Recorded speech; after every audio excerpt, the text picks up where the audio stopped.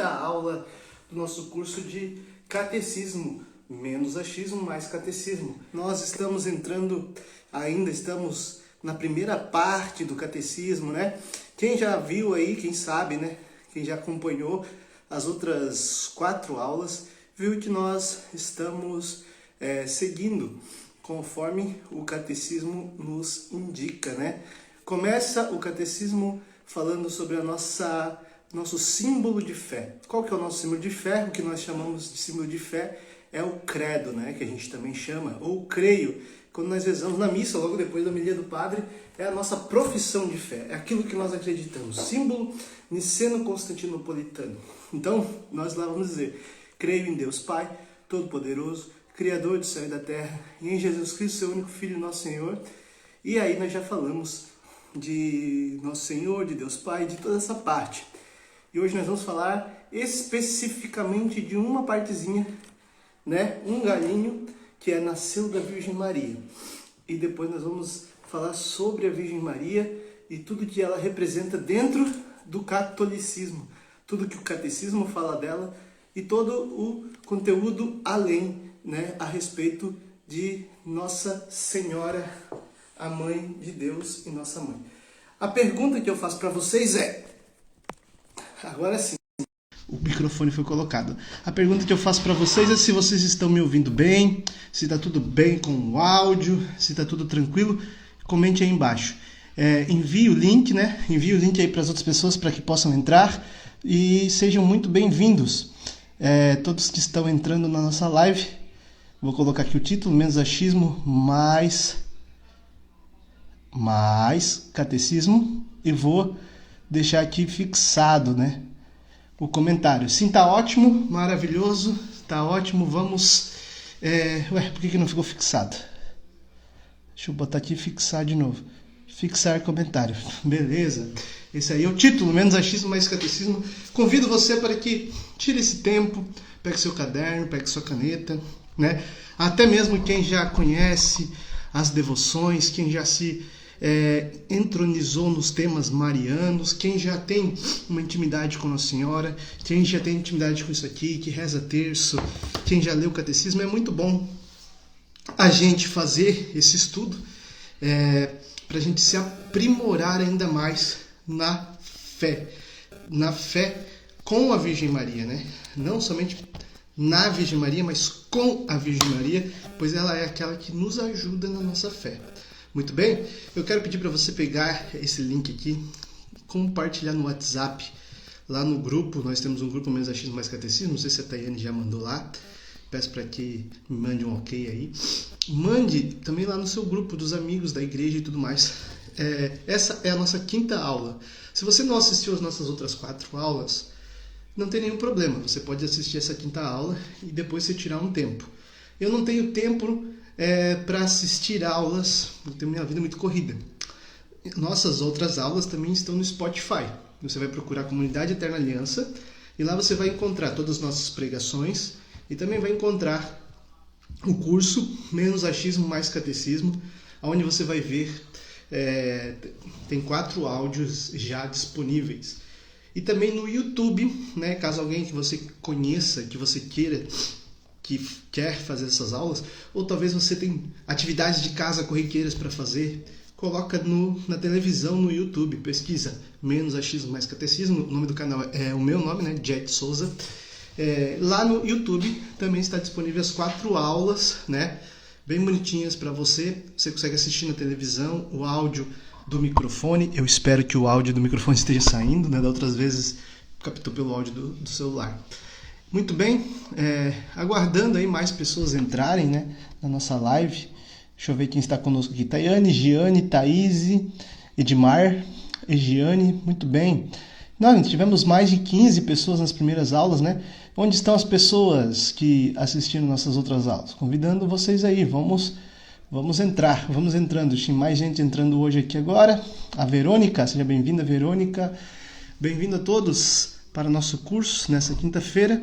E vamos juntos iniciar clamando a intercessão da Virgem Maria.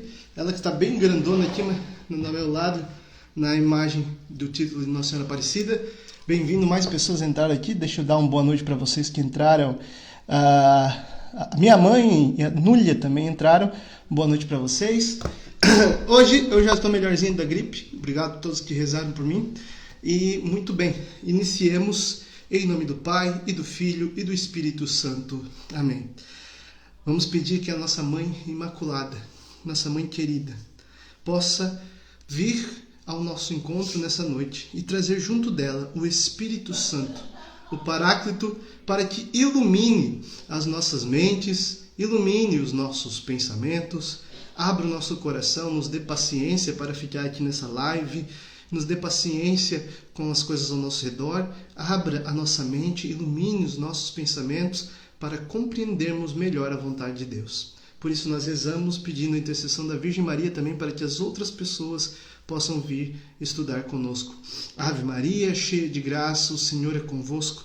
Bendita sois vós entre as mulheres, e bendito é o fruto do vosso ventre, Jesus. Santa Maria, Mãe de Deus, rogai por nós, pecadores, agora e na hora de nossa morte. Amém. Rogai por nós, Santa Mãe de Deus, para que sejamos dignos das promessas de Cristo. Amém. Em nome do Pai, do Filho e do Espírito Santo. Amém. Estou iniciando a aula agora. Eu peço que você vá para um cantinho, né? Fique bem disposto, bem disposta. E foi caindo, né? O número de pessoas aí do nada deu uma caída. Volta aí, galera, né? Esteja bem disposto, bem disposta a experimentar e viver essa aula junto com a gente. Amém? Boa noite para Ivanildo, que entrou aí também. Boa noite para todo mundo. E vamos começar falando dela, né? E vamos falar hoje a aula inteira a respeito da Virgem Maria. A Virgem Maria, ela é chamada de corredentora, né? Ou aquela que cooperou para a redenção dos homens. Deus quis uma livre cooperação de uma criatura na salvação dos homens. Ele não quis fazer tudo sozinho, né? E muitas vezes as pessoas têm uma interpretação, Deus não precisa de Nossa Senhora, né? Os protestantes principalmente têm esse achismo e muitas vezes assim entra no nosso coração esse achismo. Deus não precisa de Nossa Senhora. E de fato, Deus não precisa de Nossa Senhora. Deus não precisa de nada. Ele é Deus. E se ele quisesse salvar a humanidade fazendo assim, estaria salvo, né? Mas Deus, sendo Deus, ele é livre na sua sabedoria e na sua vontade de fazer as coisas segundo o seu coração perfeito. E sendo ele perfeito, ele quis a livre cooperação de uma criatura, de uma pessoa humana, criada por ele. Então, Deus planejou uma criatura que fosse perfeita dentro da possibilidade humana para gerar o perfeito dos perfeitos, a criatura e Criador mais perfeito. Por isso que Jesus não é criatura, né? Jesus é gerado, lembra que a gente falou na última aula? Jesus é gerado e não criado. Porque ele não foi criado, porque ele não é criatura. Ele foi gerado porque foi gerado no ventre da Virgem Maria. Então Jesus, aquele que é o homem perfeito, a perfeição, a obra perfeita do Espírito Santo e da Virgem Maria, foi planejado para que nascesse no coração, do ventre de uma mulher que também, dentro da possibilidade humana, tivesse essa perfeição. Deus é perfeito, então ele não poderia planejar algo imperfeito. Tanto que o ser humano não foi planejado imperfeito, ele foi planejado para viver, para ser feliz, livre e tudo dentro da perfeição de Deus, né? Não foi planejado imperfeito, foi planejado limitado, com alguns limites, sem poderes sobrenaturais. Mas o pecado nos transformou em criaturas materiais apenas, onde a gente não consegue observar o sobrenatural sem muito, muito, muito esforço. Mas Deus faz tudo perfeito. E para que nós pudéssemos voltar a experimentar o sobrenatural, nós precisávamos de um plano perfeito. E esse plano perfeito de Deus precisava contar com uma criatura dele que fosse perfeita. E ele então sonhou e planejou a Virgem Maria. Para você entender, né? A gente fala que ela é escolhida. Ela não é escolhida num acaso. Ela não é escolhida por ser a conveniente. Não, ela não é a conveniente ou a sortuda. Como algumas traduções que eu já li de Bíblias protestantes, muitas vezes colocam ela como essa sortuda ou afortunada, né? Quando o anjo saúda, eles trocam o cheia de graça, ou gratia plena, por afortunada, sortuda, aquela que deu a sorte de ser a mãe de Deus, como se Deus tivesse recebido cartas lá no céu, pedindo, mandem cartas para aqui para o céu, que nós vamos escolher a mãe que nós queremos nascer, né? Nós queremos escolher uma mãe, então mandem cartas aqui para o céu para a gente escolher uma mãe. E aí mandaram cartas, e o Senhor jogou as cartas para cima, veio o liminha no céu, o anjo Gabriel pegou uma carta lá e falou, olha, quem ganhou? Aí Deus olhou e falou, olha, quem ganhou foi uma tal de Maria de Nazaré, vai lá falar com ela que ela ganhou o sorteio do céu. Não, isso aí não faz o menor sentido. Porque Deus não joga a humanidade à sorte. Deus faz as coisas perfeitas e planejadas estrategicamente para que nós possamos olhar, estudar e compreender dentro da nossa limitação humana que era a ação de Deus. O que é a ação de Deus dentro dos seus planos. Então, Nossa Senhora é uma criatura planejada. Eu acredito que todas as criaturas são planejadas, porque a palavra de Deus, o Senhor vai dizer que nenhum fio de cabelo nasce, cresce e cai sem que Deus tenha conhecimento disso. Então Deus tem conhecimento de todas as coisas e nada que aconteça de nenhuma criatura que venha a existir sem que Deus permita, ame e deseje. Então eu acredito que todas as criaturas são planos e sonhos de Deus e Deus planeja coisas para todas as criaturas. Mas em Maria, Deus sonhou com ela desde toda a eternidade com uma criatura que agradasse seu coração e criou-a por uma necessidade da salvação humana. Mais para frente nós vamos chegar a falar do dogma, né, da Imaculada Conceição de Maria. E assim, Maria se torna a nova Eva. Quando o anjo Gabriel visita Maria, lá em Nazaré, ele a saúda, ave cheia de graça. E aí, nós já olhamos algumas características. A primeira, ave, uma característica de uma saudação feita, na época, a uma pessoa que era César. Né? Ave César, porque era imperador de quase todo mundo conhecido na época, né? Parte da Europa, parte da África, parte da Arábia, parte do mundo ali do Oriente Médio. Tudo era comandado por César e assim saudavam o grande imperador. Ave César, é uma saudação dada a imperador, a rei. E ali estava uma menininha de 14, 15 anos de uma cidade no meio do nada, que não tinha nada. Uma cidade que sofria por necessidades. Uma cidade que era zombaria perto das outras. Todo mundo dizia, nada de bom pode vir de Nazaré. Não veio nada de bom, só veio a perfeição, né? Nossa Senhora. Jesus não veio de Nazaré, né? Jesus foi criado em Nazaré, viveu um tempo em Nazaré, mas Jesus nasceu em Belém, terra do rei Davi. Mas Nossa Senhora, lá naquela cidadezinha em Nazaré, uma cidadezinha esquecida, uma cidadezinha no meio do nada, uma cidadezinha muito pequena, de algumas famílias apenas, a maioria era uma família só, né? As famílias viviam aglomeradas, todas juntas, para que pudessem um ajudar o outro. E assim viviam as famílias em Nazaré.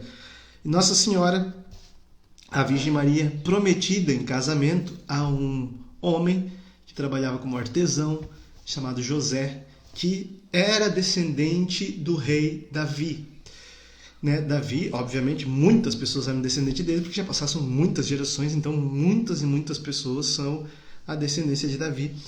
Então, José era descendente de Davi, e Maria também era descendente de Davi, né? José pela linha, uma linha um pouco mais fácil de se conhecer, mas todos os dois eram descendentes de Davi. A profecia dizia que o Messias seria um descendente de Davi, um rei da casa de Davi, porque Davi era rei e da casa dele, né, ou da família dele, da descendência dele, nasce também um novo rei. E Maria se torna, quando ela diz: eis aqui a serva do Senhor, faça-se em mim segundo a tua palavra.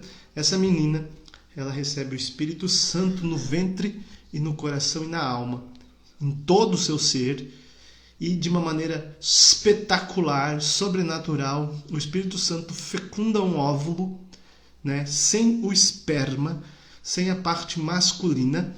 Simplesmente aquele óvulo começa a gerar o corpo de Deus.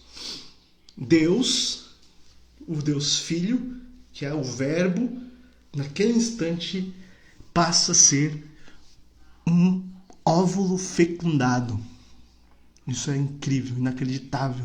É acreditável porque é a nossa fé, mas é tão incrível, né? E ali ele corre e vai até o útero dessa mulher, que é abençoado, cheio de graças. E lá ele é gerado, porque não é criado, ele já existia, ele simplesmente é gerado, ele passa a ter um corpo. Ele passa a ter um corpo. Muito bem. E assim como Deus sabe que o demônio não poderia fazer com que os humanos se perdessem à força, né? Fazendo assim, o demônio precisou da contribuição de uma mulher, que era Eva, para que o pecado entrasse no mundo, para desagradar a Deus, para ferir Deus, né? Ferir entre aspas, para machucar aquilo que Deus mais amava, que era o homem. Ele contou com a contribuição de uma mulher para gerar a morte. E essa mulher era Eva, porque o salário do pecado é a morte, ou seja, a consequência do pecado é a morte. Mas, como Deus é muito incrível e inteligente, ele também usou de uma mulher para que gerasse vida. A vida, aquele que vai dizer: eu sou o caminho, a verdade e a vida. Do mesmo que por uma mulher a morte entrou no mundo, por uma mulher a salvação também entrou. E aí está Maria. No Antigo Testamento, várias mulheres, né? Sara também, milagrosamente, gerou um filho. Depois tivemos a Ana, mãe de Samuel, que foi a mulher que rezou para Deus, dizendo que se Deus desse para ela um filho, ela pegaria esse filho e daria para Deus, né? Ofertaria para Deus. E assim Deus deu a ela Samuel, seu filho. E ela rezou uma alegre oração, que é a oração de Ana, que é muito parecida com Magnífica. Depois você vai ler lá no livro de Samuel, o profeta Samuel, a mãe dele reza agradecendo a Deus, e quando ela vai ao templo oferecer Samuel, ela também faz uma oração parecida com Magnífica. Depois tem tantas outras mulheres no Antigo Testamento: Débora, Ruth, Judite, Esther. Todas essas mulheres são sempre lembradas pelas igrejas protestantes, né? Sara, Ana, Débora, Ruth, Judite, Esther. Mas elas não chegam aos pés da Virgem Maria. E por que não se fala da Virgem Maria? Nenhuma delas foi mãe do Filho de Deus, já que eles não dizem que ela é mãe de Deus, mas mesmo assim, nenhuma delas foi mãe de Jesus.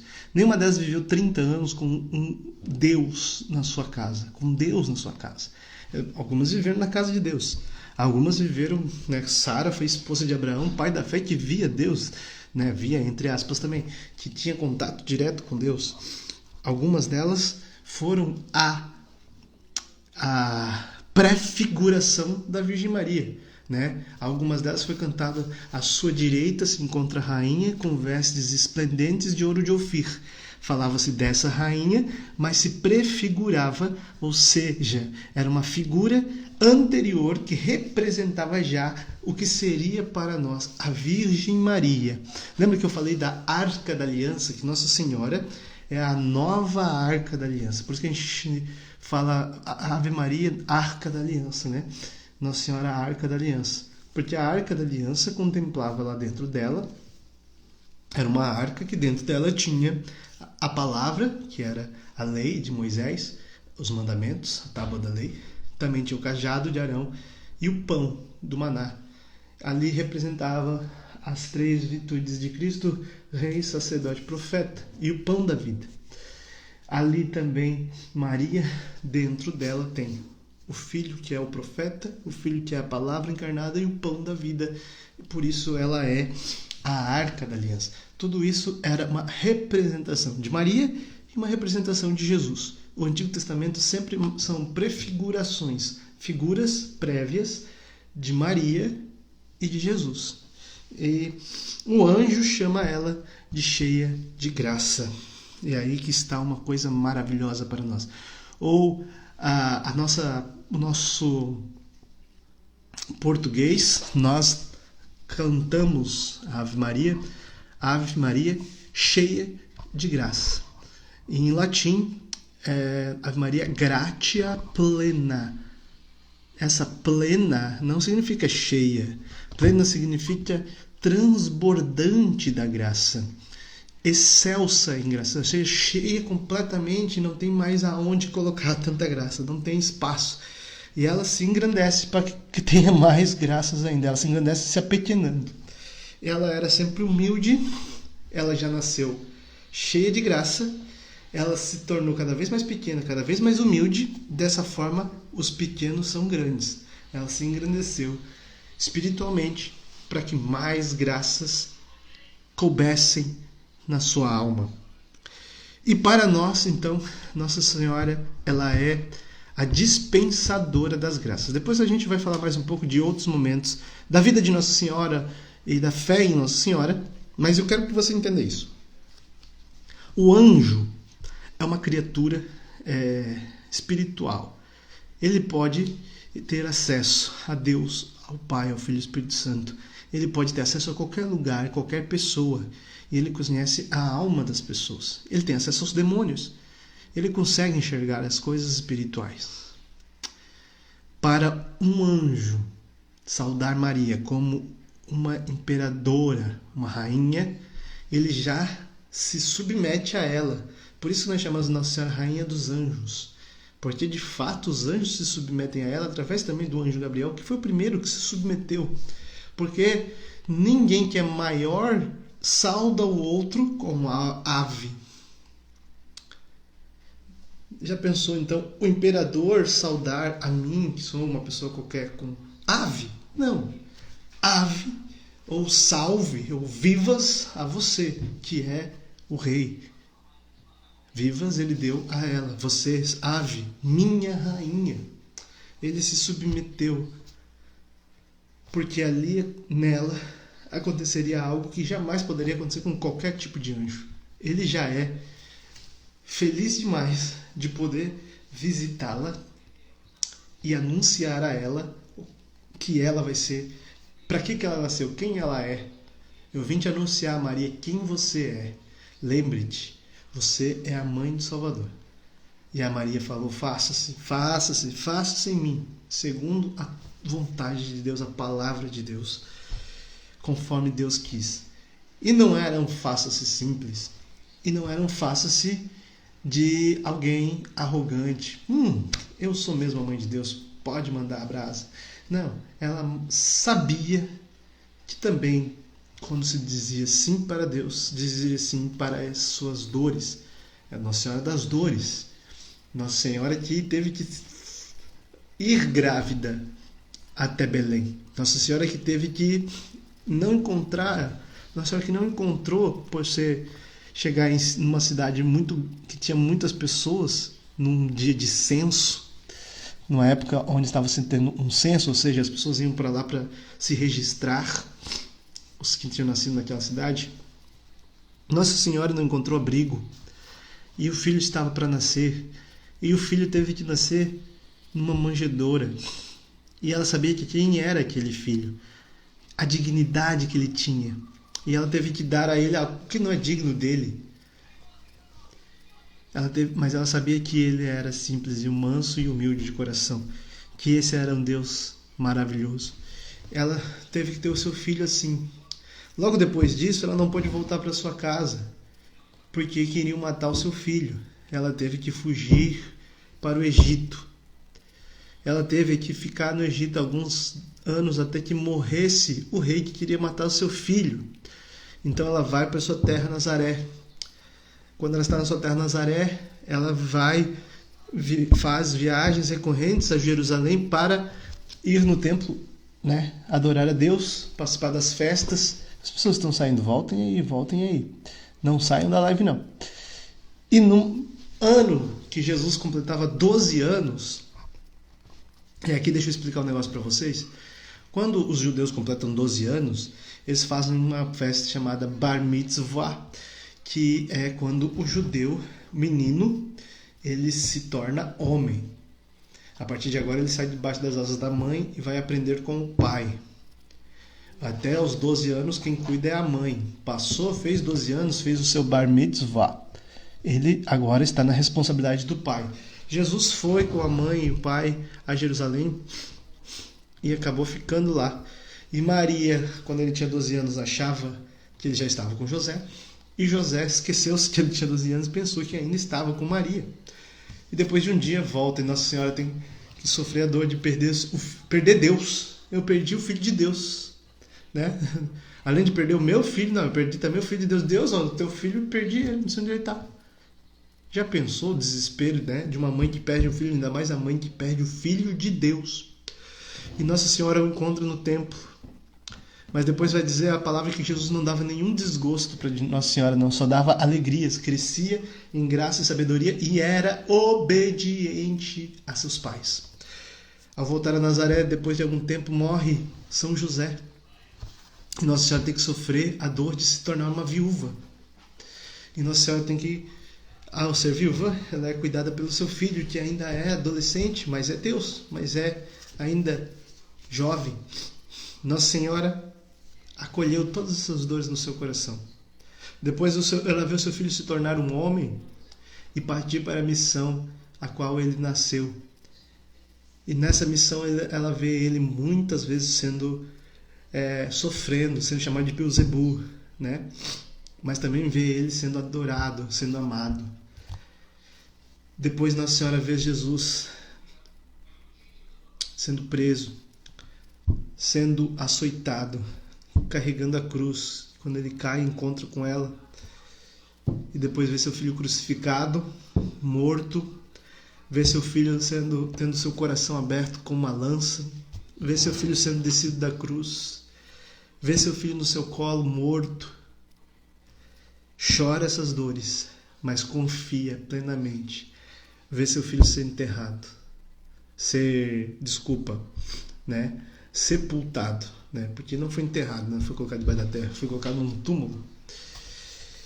E aí Nossa Senhora participa da ressurreição. E depois o seu filho é assunto ao céu, ascende aos céus, sobe aos céus. Mas ela sabia de todas essas dores, quando ela não que seriam assim. Mas ela disse: Fiat, faça-se, seja feito segundo a tua vontade. Quem é que está no Insta da Comunidade Eterna Aliança aí para me dar um ok, um oi, que entrou agora? Quando Nossa Senhora diz isso, ela não sabe quais seriam, mas sabe que teriam dificuldades. Quando ela apresenta o menino Jesus no templo, um homem sábio diz a ela: uma espada transpassará a sua alma. Por isso que nós vemos o coração de Nossa Senhora no símbolo do Imaculado Coração transpassado por uma espada, né? Na verdade são 7 espadas, são as dores de Nossa Senhora, as 7 dores de Maria. Mesmo assim, diante de todos os sofrimentos, ela não pecou, não desanimou, não desistiu. A Virgem Maria seguiu firme e forte Nosso Senhor Jesus Cristo e o seu chamado e a sua missão. Ela é cheia de graça. No ano de 1854, o Papa Pio IX, através da bula Ineffabilis Deus, ele proclama o dogma da Imaculada Conceição de Maria, que é tudo isso que eu estou falando até agora, né? O que é um dogma? Um dogma é uma verdade de fé inegável, Ou seja, a igreja falou que é e agora não está mais em discussão. Não se debate mais sobre isso. É um dogma. Está cravado. Não temos mais debates a respeito disso. Não se pode mudar a fé sobre isso. Está definido que a igreja acredita nisso. E a igreja acredita no dogma que foi proclamado pelo Papa Pio IX em 1854. Mas até 1854, muita coisa aconteceu. Muito tempo antes, muitas pessoas sabiam, acreditavam, confiavam na Imaculada Conceição de Maria. Nós temos o Duns Scoto, que era um frei, que também era um frei muito inteligente. Assistam, o filme dele é muito bom.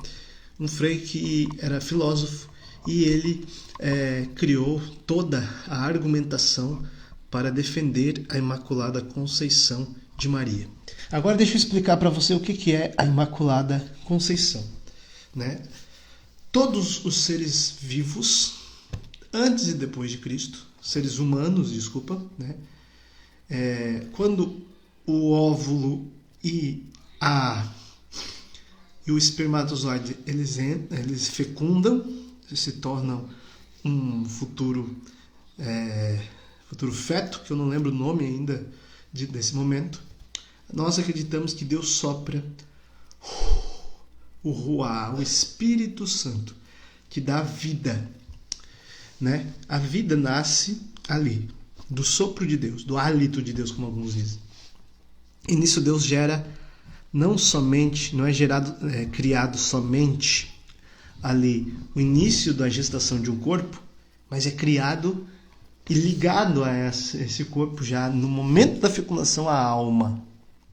Por isso a igreja é extremamente contra o aborto, porque na questão de fé, saindo da questão filosófica, na questão científica, mas na questão de fé, questão teológica, a vida acontece no momento 0,1.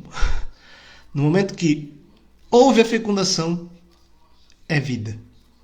A partir dali, é vida física e vida espiritual. Por isso, pílula do dia seguinte ou qualquer outra coisa que impeça esse óvulo fecundado de ser gestado é aborto. E também, se você for ler o livro da Glória Polo, eu não lembro certo, porque eu não me aprofundei mais a respeito, mas eu acredito que é o DIU, que é o dispositivo intrauterino, né? Que é um anticoncepcional, né? Que as pessoas colocam lá dentro. O óvulo fecundado, ele já tem vida, ele já tem alma, porque Deus já soprou a alma. Ele vai ser levado até o útero para ser gestado no útero. E o DIU, né, não deixa que esse óvulo vá até o útero, ele escorre e sai pelo caminho lá normal. Então isso é aborto. Você expeliu um óvulo fecundado que já tinha vida física e espiritual, tinha alma. Se você não acredita nisso, você não acredita na Igreja Católica. Não acredita em Deus que sopra a vida. Deus não espera bater o coração para soprar a vida, para gerar a alma.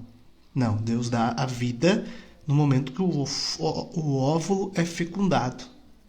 Então não venha com achismos de aborto, poder isso, aborto em tal situação, aborto em tal... Não existe nenhuma situação, porque em toda situação já existe vida e já existe alma, e essa alma já é extremamente amada por Jesus e por Deus, e essa alma Jesus morreu por essa alma, e se ela é batizada, ela recebe a salvação de Cristo. Mas como muitas não são batizadas, né? Deus salva pela sua misericórdia. Claro, essa alma é inocente. No livro da Glória Polo, ela ouve o grito ensurdecedor das almas das crianças que o dispositivo intrauterino DIU matou. Essas almas são almas. Elas sofrem no momento, mas elas são salvas, né? Não que elas virem anjos, como alguns dizem, né? Criança, quando morre, não é que vira anjo, mas vira santo, né? Vira santo. Não vamos sair matando as crianças tudo para virar santo, mas vira santo. Vai para o encontro com Deus, sim, né? Deus salva pela sua misericórdia. Mas Deus dá a vida no momento da fecundação. Então, Procure outros métodos.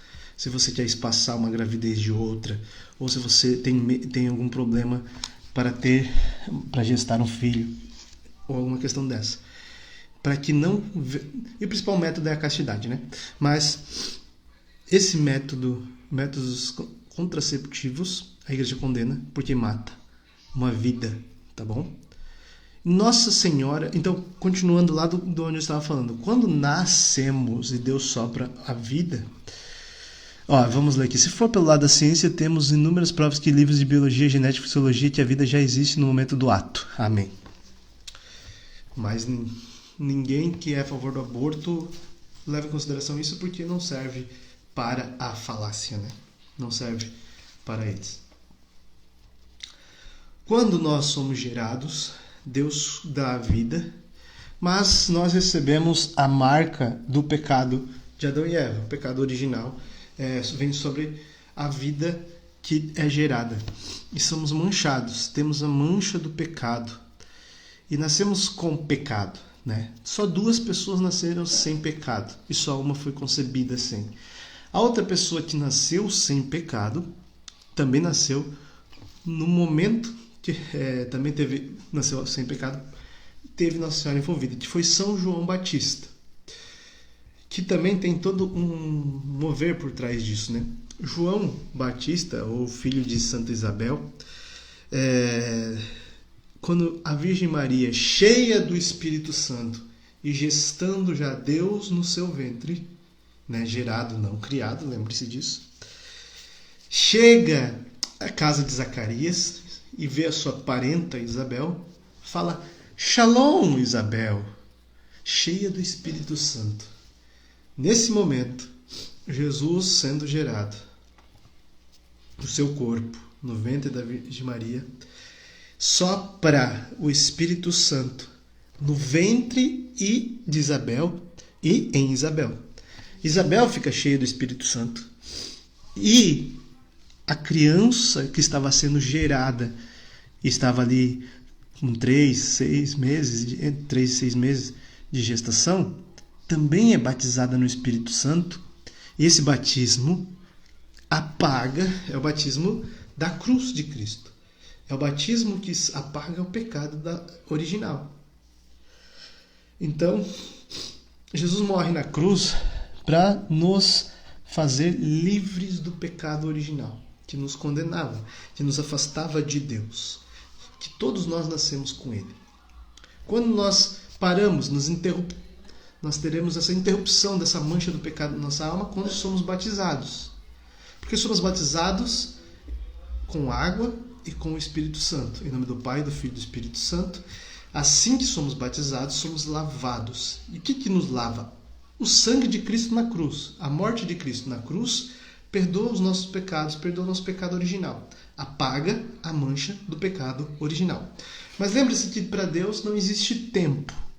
E Deus pode pegar uma graça que só aconteceria no ano 33 e trazê-la até o ano 1 e fazer com que João Batista fosse purificado do pecado original no ventre de Isabel, através do Shalom da Virgem Maria. Quando ela disse sim, quando ela disse Shalom, aí Santa Isabel diz: a criança estremeceu no meu ventre. A criança foi batizada. A criança foi batizada, cresceria e se tornaria o Batista, o batizador. Só que ele não é o batizador de fato, né? Ele trouxe essa ideia de batismo pela ação de Deus, do Espírito Santo no coração dele.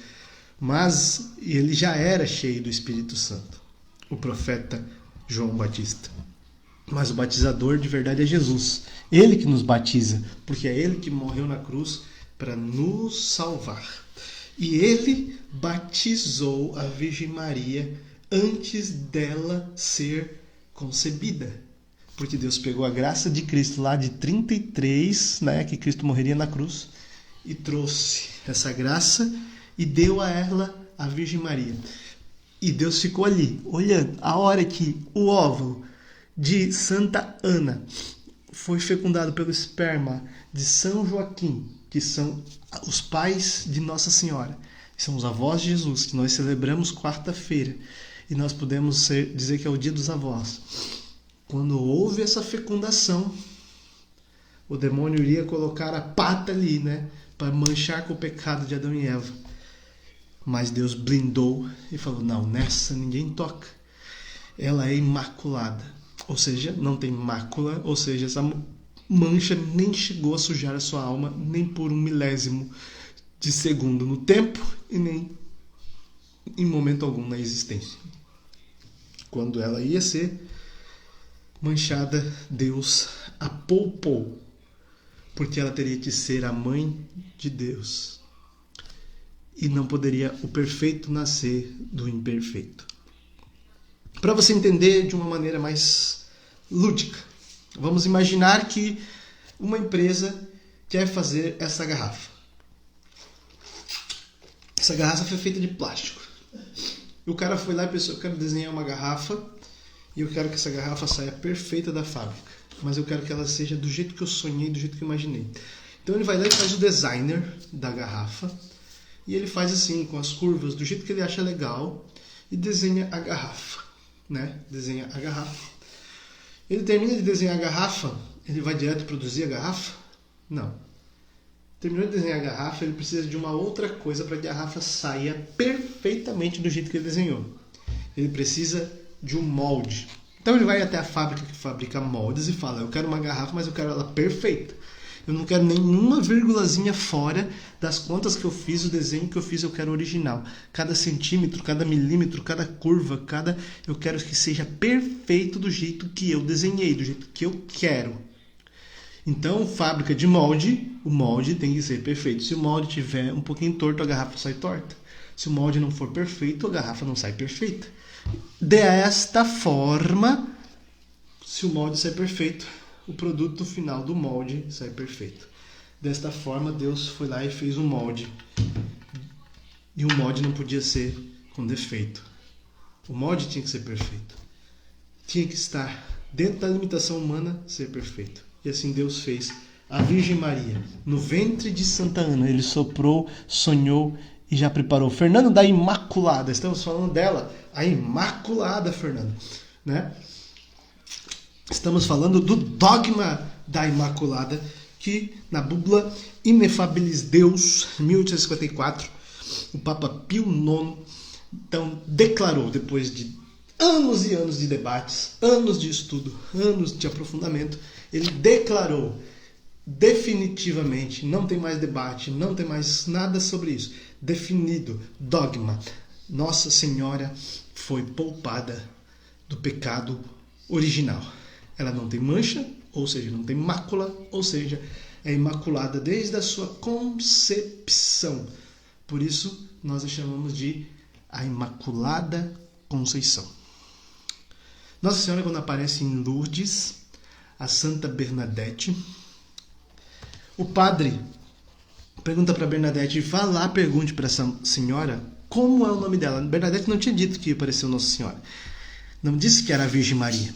Bernadette disse que viu uma mulher muito bonita, que estava vestida assim, assim, assim, tudo mais. Então o padre pergunta para Bernadette, pergunta para essa moça quem ela é. Bernadette era uma menininha camponesa, não sabia nada da vida, não sabia muita coisa. E aí Nossa Senhora responde para a Santa a vidente. Eu sou a Imaculada Conceição.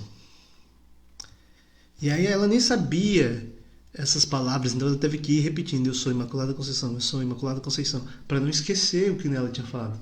Quando o padre viu, ela falou, eu sou a Imaculada Conceição. Ela falou, o quê?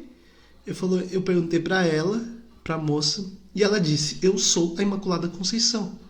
O padre chamou ela para o canto e perguntou, você sabe o que é Imaculada Conceição? Ela falou, nunca ouvi essas palavras na minha vida.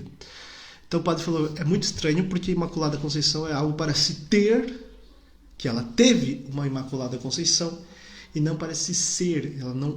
Ela é a Imaculada Conceição, né? Ela disse isso, eu sou a Imaculada Conceição. Eu sou a Imaculada. Eu sou aquela que teve uma Imaculada Conceição. Olha só, E aí o padre entendeu que ela ainda não tinha catequese, ela não sabia direito as coisas. Como ela iria inventar isso? Obviamente ela não inventou. Ali estava aquela. E essa aparição, né, de Nossa Senhora de Lourdes, se eu não me engano, foi antes do dogma ser proclamado. Não lembro se foi antes ou depois. Fátima, que foi em 1917, que foi depois. Agora não lembro se Lourdes foi antes. Muito bem. Então, como eu disse, né? Nossa Senhora, ela é imaculada por méritos de Jesus, né? Não foi por mérito dela. Porque como que alguém vai ter mérito se ela nem existia antes disso, né? Nossa Senhora não existia antes da sua concepção. Ela foi concebida e passou a existir. Ela é uma criatura, ela foi criada. Criada e gerada no ventre da Isabel. De Ana. No ventre de Ana. Mas Deus é atemporal. Para Deus, Deus não vive no tempo e no espaço, como nós aqui. Isso a gente chama de eternidade, né? Eternidade não é para sempre. Para sempre é infinito, que não tem fim. Eternidade não tem começo, não tem fim, não tem meio, não tem dia, não tem hora, não tem minuto, não tem segundo, não tem tempo.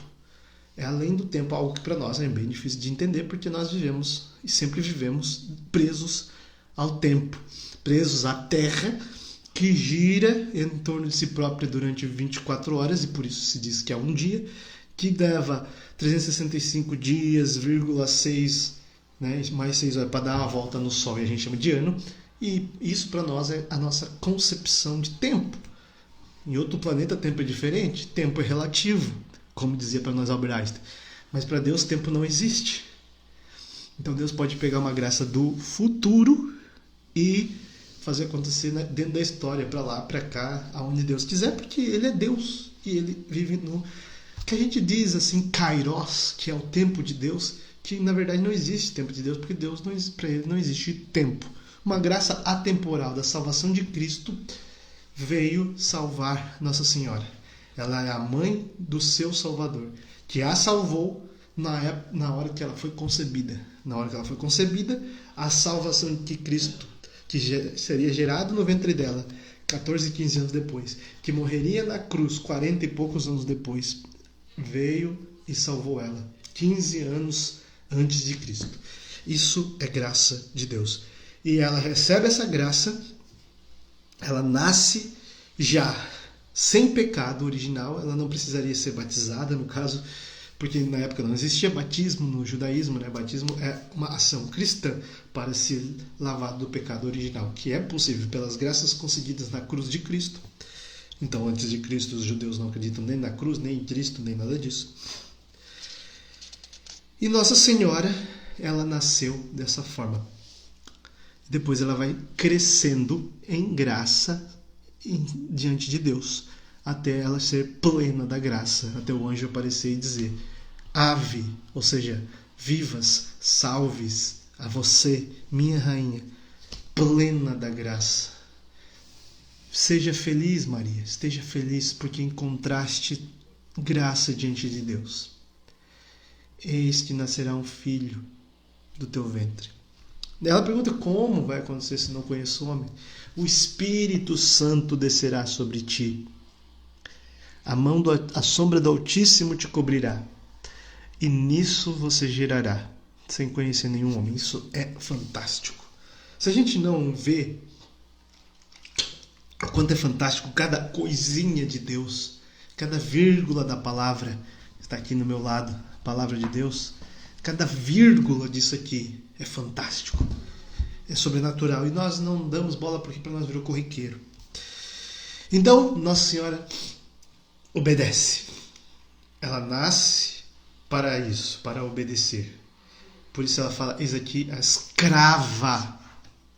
Escravo não faz outra coisa, só faz uma coisa. Escravo obedece. Maria é a nova Eva e o avesso de Eva. E até a gente acha legal aqui, né, que a gente fala que ave é o avesso de Eva, que também é uma coisa bem interessante, que faz todo sentido, afinal. Nós saudamos a Maria, que é o avesso de Eva. Eva, por ter desobedecido, causou a morte, trouxe o pecado. Maria, sendo escrava e obedecendo, trouxe a salvação para a humanidade. As duas são muito parecidas, por isso que a gente chama que ela é a nova Eva. Eva era virgem, imaculada, foi visitada por um anjo. Ela era virgem, ela tinha acabado de ser criada por Deus. Ela não tinha ainda tido relações com Adão. Ela era imaculada, né? Pois ela não tinha nenhum pecado ainda, né? O primeiro pecado ia ser cometido logo na frente. E ela foi visitada por um anjo, Lúcifer, que foi o anjo que fez um convite, uma proposta. E ela aceitou a proposta do anjo, que era de desobedecer a Deus. A Virgem Maria era virgem, imaculada, foi visitada por um anjo, que era Gabriel, que lhe fez uma proposta, que perguntou: você foi escolhida, Maria, para ser a mãe, eis que darás à luz a um filho. Né? Hoje não fez uma pergunta, né? O anjo entrou, eu vou até pegar aqui na palavra para mostrar para vocês. Isso eu acho muito interessante, porque o anjo, eu não lembro certamente, mas acho que ele não faz uma pergunta. Maria, Maria, você aceita ser a mãe? O anjo disse: não temas, Maria, encontrasse graça diante de Deus. Eis que conceberás. Então o anjo já está profetizando, proclamando o que vai acontecer.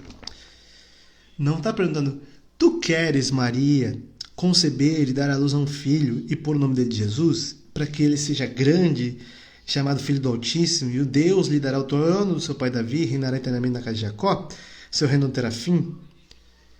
Não, ele já chegou dizendo: Maria, não temais, encontraste graça diante de Deus. Eis que conceberás e darás à luz a um filho, que será chamado Filho do Altíssimo. Lhe porás o nome de Jesus. E o Senhor lhe dará o trono de seu pai Davi, e ele reinará eternamente na casa de Jacó. E seu reino não terá fim. Maria falou: tá, como? E aí o anjo respondeu: o Espírito Santo estará sobre ti, a força do Altíssimo te envolverá com sua sombra. Por isso esse ente santo que nascer de ti será chamado Filho de Deus. Também Isabel, tua parenta, está grávida na sua velhice, no 6º mês, ela que era tida por estéril, porque para Deus nenhuma coisa é impossível. Então Maria disse: eis-me aqui a serva do Senhor, faça-se em mim segundo a tua palavra. E o anjo a deixou-a. E nesse instante Maria concebe. Olha só que incrível. Então o anjo nem pergunta, porque já sabe que ela não desobedeceria a Deus. E ela somente diz uma coisa: eis aqui a escrava do Senhor, aquela que só serve para obedecer. Eis aqui a tua serva, eis aqui a tua escrava. E para que isso fique mais claro, a palavra segue logo depois disso, mostrando que Nossa Senhora manteve-se humilde, porque ela, grávida de Deus no seu ventre, o Salvador, a promessa, estava aqui sendo gerada no ventre dela. Dessa forma, ela se põe às pressas, porque ele não é perto, tem que andar um bocado. Meu Deus, a minha prima Isabel é uma senhora, e eu sou uma menina, então eu tenho muito fôlego, eu tenho muita disposição, mas a minha prima Isabel é uma senhorinha, e ela está de 6 meses de gestação. Eu vou lá. O anjo não falou que aquele que nasce do filho de Isabel será também um ente santo. Falou por cima, mas não deu muitos detalhes. Mesmo assim, ela apressadamente partiu para ouvir a saudação. Bendita és tu entre as mulheres. Como posso ter a honra de receber na minha casa a mãe do meu Senhor? Isabel já estava sabendo quem era aquele que estava lá. O meu Senhor, mãe de Deus. É isso que Isabel fala. Santa Maria, Mãe de Deus. É isso que ela fala. Olha que incrível. Com outras palavras, mas quando ela diz a mãe do meu Senhor, é isso que ela diz. visita Isabel, e Isabel é cheia do Espírito Santo. João Batista fica cheio do Espírito Santo. João Batista é batizado, engraçado, né? Ele é batizado para poder ser aquele que abriria os caminhos do Senhor, nasce sem pecado daquela que foi concebida sem pecado, não daquela, né, porque nasceu de Isabel, mas nasce sem pecado após ouvir no ventre a saudação daquela que foi concebida sem pecado, e vira então o precursor do caminho do Senhor, que a palavra já tinha previsto que seria um novo Elias. Elias foi um grande profeta, haveria um novo Elias, uma voz que clama no deserto: prepare os caminhos do Senhor. E aí Jesus vai dizer, é dele, de João Batista, que a palavra diz quando diz que viria um novo Elias. Ele é o novo Elias, o último profeta. Todos os profetas sempre diziam: virá o Senhor, virá o Senhor, virá o dia do Senhor, virá o dia do Senhor, o Senhor virá, o Senhor virá, o Senhor virá.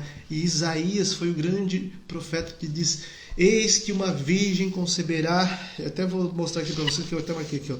Isaías 7,14, né? Isaías é o grande profeta messiânico, como a gente chama, porque ele foi, se você for ler, ele foi um profeta que sempre profetizou a vinda do Messias. Já no começo das suas profecias, no Isaías capítulo 7, ele vai proclamar que o Messias viria. Está quase acabando já o tempo aqui, ó. Mas eu só vou terminar essa parte e já começa a parte 2, e vocês não saiam da live, voltem para a parte 2. Isaías 7,14. Por isso o próprio Senhor vos dará um sinal. Uma virgem conceberá e dará à luz um filho, e o chamará Deus conosco. Ele será nutrido com manteiga e mel, até que saiba rejeitar o mal e escolher o bem. Então aí Isaías já profetiza que virá de uma virgem conceberá e dará à luz a um filho. Será chamado Emanuel, Deus conosco. Então será o próprio Deus que estará conosco, né? E ela é virgem sempre. E isso também é dogma. Um dogma que é chamado de aifantoros, que significa sempre virgem. Esse é um dogma, como eu falava, que diz a respeito de Nossa Senhora sempre ser, desde sempre e para sempre, virgem. Algumas denominações protestantes não acreditam nesse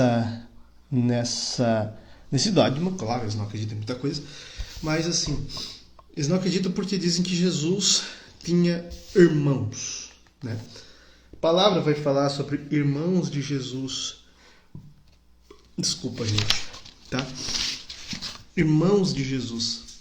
O que significa na palavra irmãos, quando a palavra fala que Jesus tem irmãos? Os irmãos de Jesus são é uma forma de dizer, já está também no Antigo Testamento. Os estudiosos da Bíblia, protestantes que estudam a Bíblia, conseguem enxergar isso. No Antigo Testamento já se falava dessa forma e eles já compreendem algumas vezes. Mas a maioria das pessoas preferem a sua teimosia, né?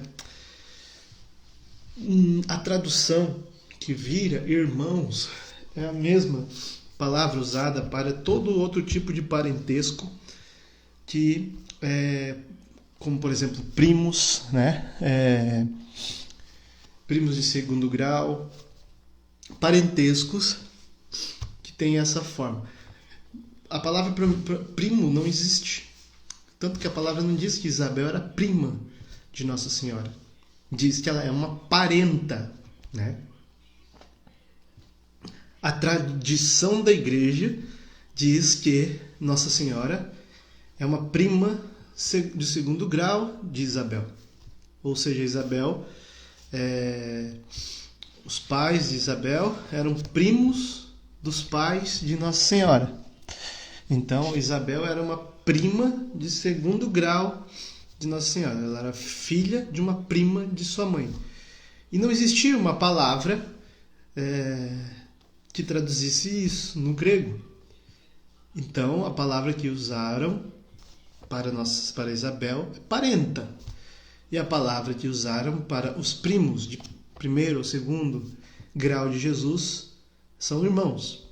Entendemos que naquela época, né, os primos e irmãos viviam todos juntos. Como eu falei no começo de Nazaré, que as famílias viviam juntas, vivia, né? Casavam ali os filhos daquela família, ali o patriarca, porque herdava, né?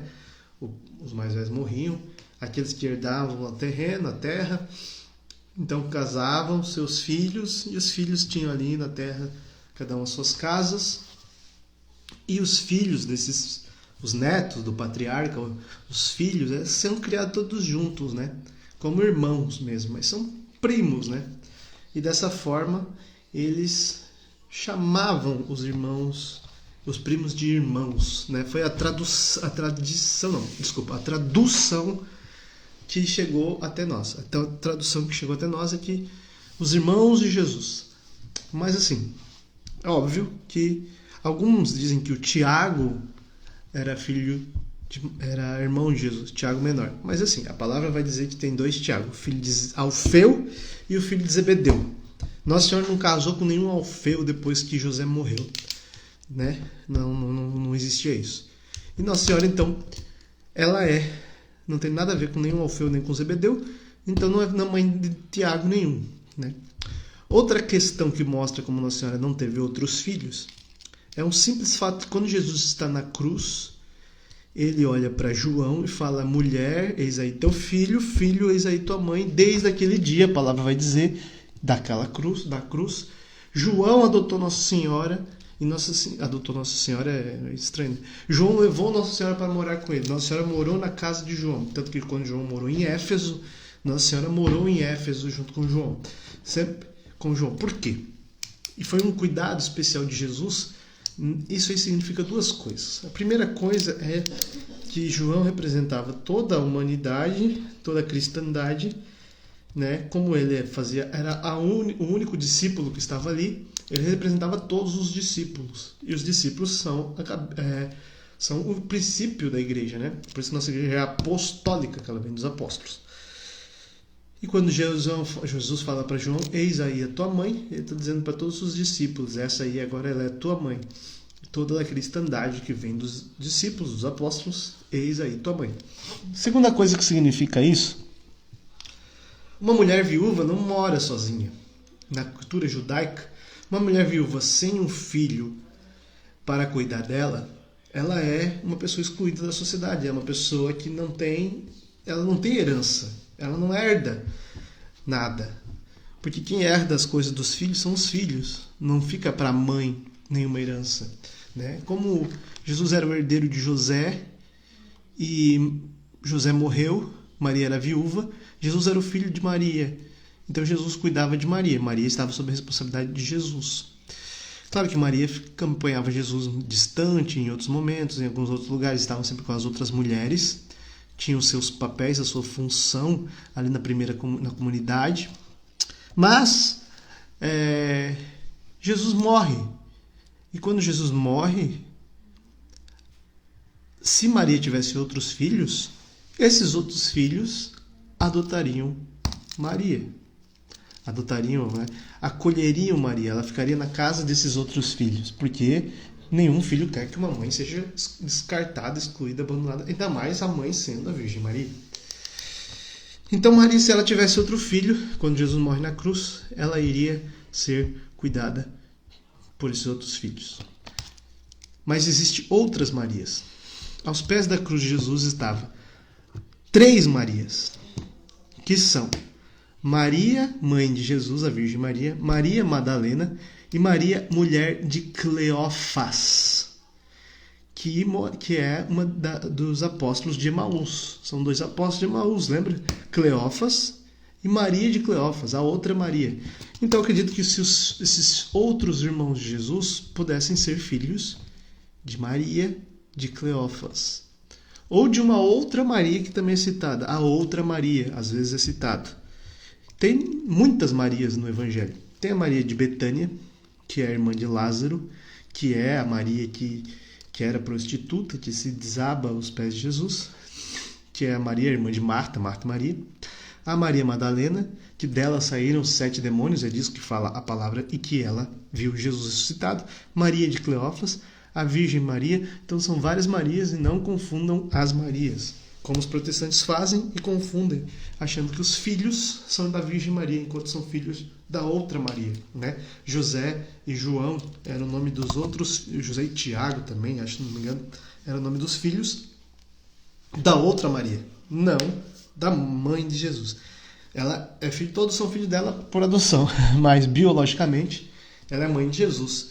Jesus nasceu e ela permaneceu virgem, sempre virgem, pois ela teve, isso é tradição da igreja, né? Nossa Senhora conta muitas coisas aos apóstolos. Ela passa muito tempo com os apóstolos. Os apóstolos teve muito tempo para escutar somente a Virgem Maria.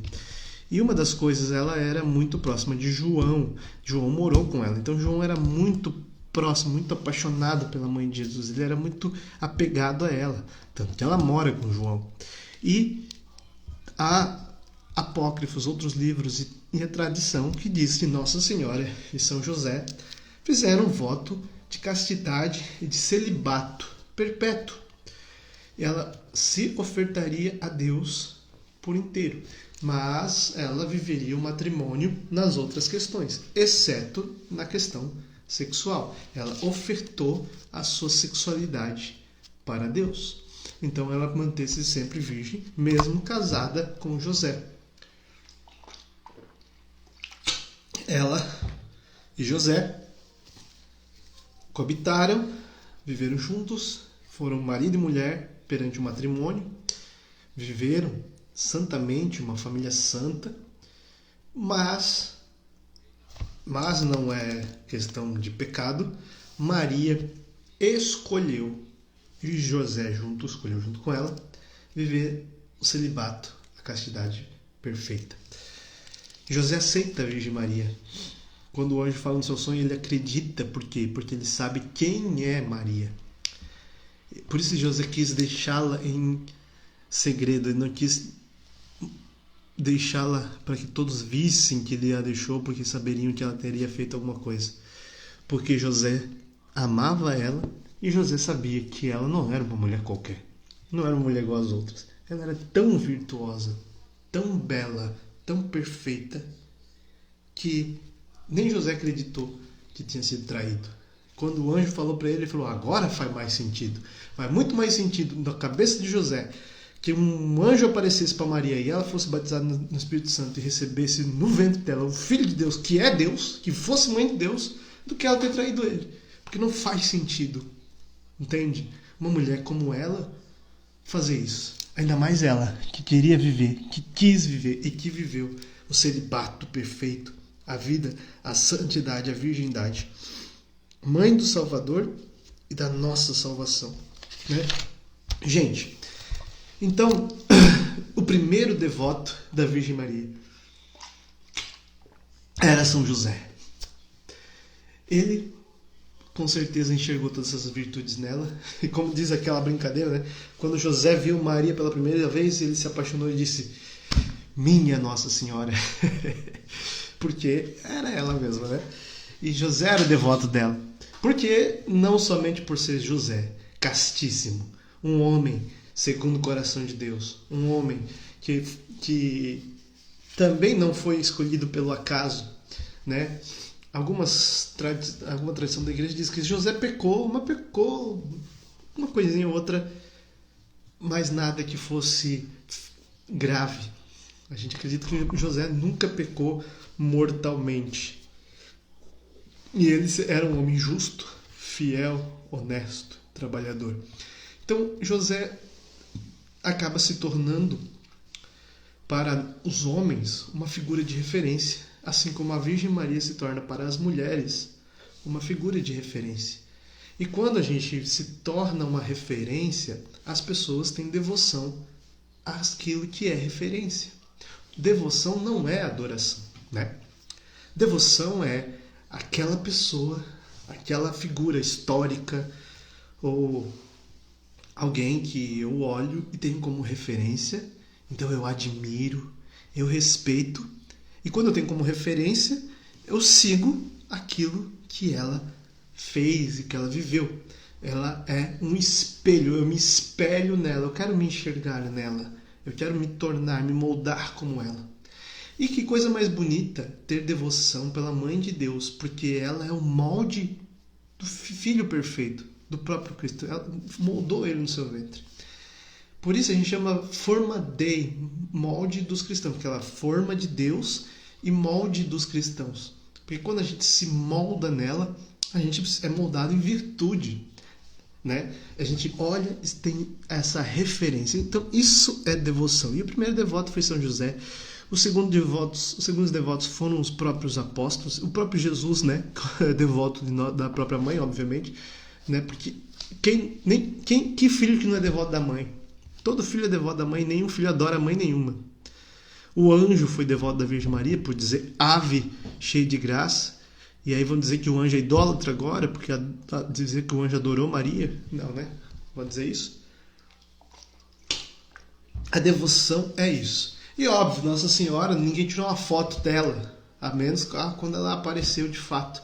Por isso que nós temos uma imagem, né? Tem uma foto. Porque eu não tirei uma foto com a Virgem Maria, porque ela viveu na Terra, porque ela ainda está viva, né? Viveu na Terra há 2000 anos atrás. Então como que eu vou ter uma foto dela? Não tem foto. Agora eu tenho uma foto de outras pessoas. Tenho uma foto da minha mãe. Que filho não tem uma foto da mãe na carteira? Né? Quando tá com saudade, olha pra foto, beija a foto. Eu tenho devoção por aquela pessoa. Eu a respeito, eu a admiro, eu sinto saudade. Eu gostaria de abraçá-la, eu gostaria de ouvi-la. Isso é devoção. Não tem nada de mais nisso. A gente tem imagem para que a nossa devoção seja viva. Não é para eu adorar a imagem, é para eu olhar e pensar, Nossa Senhora aqui, ó. Nossa Senhora pisa na cabeça da serpente.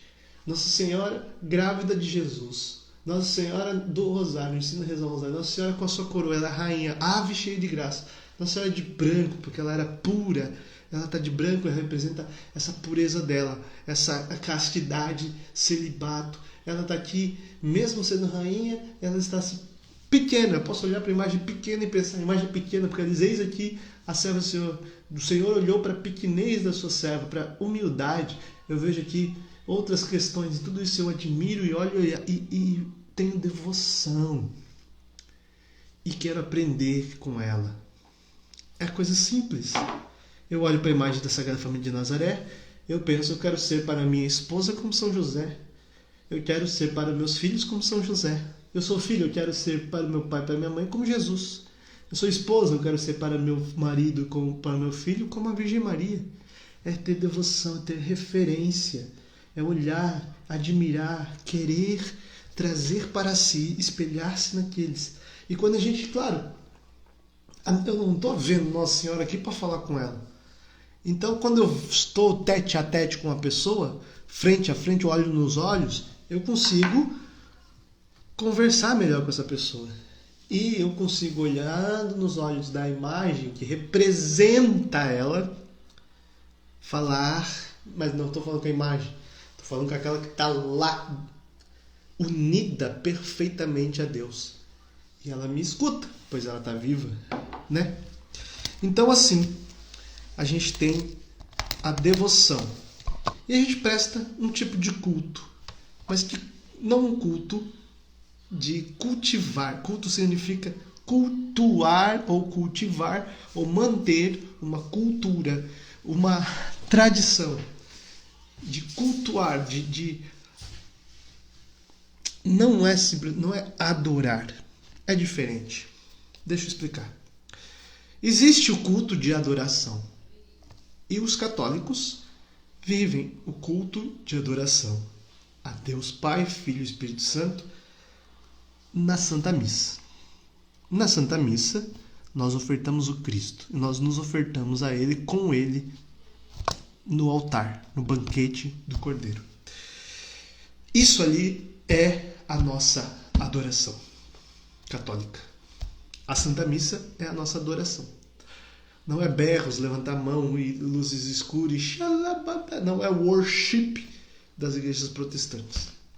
Essa é uma forma de adorar a Deus também na oração. Mas não é só isso a nossa adoração. A Virgem Maria, nós temos um culto de hiperdulia. Dulia significa essa devoção. E hiperdulia é uma devoção ainda maior. Nós acreditamos que no céu estão os santos e a Virgem Maria está acima deles. Ela é a rainha do céu. Por quê? Isso também vem de raiz histórica. O rei Davi, ele não tinha como rainha a sua esposa, porque na época ainda Deus não tinha dito que só queria que os reis tivessem, que só podia ter uma esposa, né? Na verdade tinha, mas os reis tinham mais de uma esposa. O rei Davi tinha muitas esposas. Então, como ele ia botar a esposa dele? Qual delas ia ser a rainha? A primeira, a segunda, a terceira? E o rei Davi não tinha a sua esposa como rainha, mas sim a sua mãe. Então, à sua direita se encontra a rainha de vestes esplendentes de Ofir. A mãe do rei Davi era a sua rainha. E o seu herdeiro, aí sim, a esposa dele, que fosse mãe do herdeiro do trono, se tornaria rainha, quando esse filho se tornasse rei. Então o filho do rei Davi se torna rei, a mãe daquele filho se tornou rainha.